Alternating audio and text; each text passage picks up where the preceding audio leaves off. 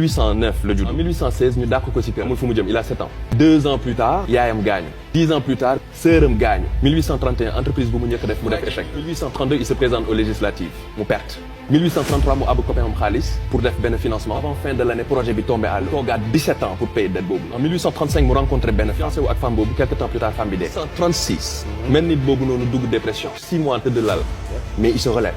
Et même année boobu mu présenté waat législative pertaat encore mu ñëw 1840 présenté pour nekk électeur mu pertaat 1842 mu am soxna am ñeenti doom ñett yi dee dese ko benn 1843 mu présenté waat pour congrès mu perte 2 ans plus tard il se représente au congrès il perd de 1850 son dernier enfant meurt 1854 il se présente pour être sénateur perte 1856 il se présente pour être vice-président de nouveau et n'obtient même pas 100. 1858 mu présenté waat pour être vice-président il perd de nouveau. En 1860 Abraham Lincoln devient le 16e président des États-Unis.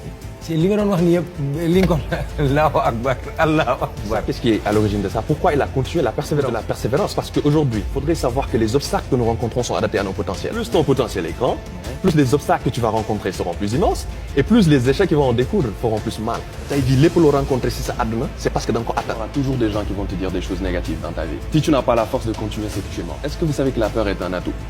Ah bon? Ouais. On a peur. Est-ce que le courage aurait peut-être existé? Aujourd'hui, tu parles des Américains. Eux, ils ont la notion de self-made. Je me fais moi-même. La quête de la réussite doit être comme la recherche de nourriture quand on a faim. Quand tu as faim, tu vas marcher, tu vas essayer de trouver à manger. Imagine aujourd'hui que tu sois dans un trou et qu'il n'y a personne aujourd'hui qui puisse t'aider. Tu vas rester comme ça les bras croisés. Non? Tu vas tenter quelque chose. Tu veux t'en sortir. Donc il y a la volonté qui rentre. Okay. Le travail, c'est une volonté. Personne ne va faire les choses à ta place. Même si tu pries Dieu pour avoir un bon travail, il ne va pas te donner un bon travail. Il va te donner les moyens d'avoir un bon travail. La deuxième chose, aujourd'hui, je parlais de sacrifice, de laisser l'ensemble des habitudes qui nous éloignent de nos objectifs. Se concentrer sur l'essentiel. C'est ce dont je parlais tout à l'heure. Tu ne peux pas vouloir devenir comme ça du matin, tu ne t'entraînes pas, tu n'as pas de routine. Dormir à 4 heures du matin. Tu veux regarder toutes les vidéos dans les réseaux sociaux, porter les meilleurs habits, voir les meilleurs téléphones. C'est pas possible.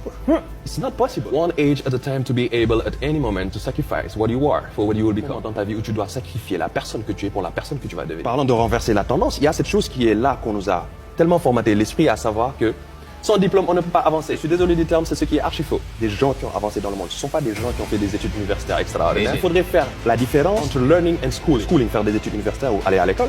And learning, le fait de s'instruire. On peut s'instruire sur toute chose. Faire des études universitaires, c'est une forme d'instruction. Mais gagner de l'expérience, on peut gagner de l'expérience partout. Et il y avait une parole de Goldbergian, paix à son âme. Il disait, ne mettons pas les diplômes en avant. La culture est une chose. L'instruction est une autre chose. L'expérience est une base. La compétence est une finalité.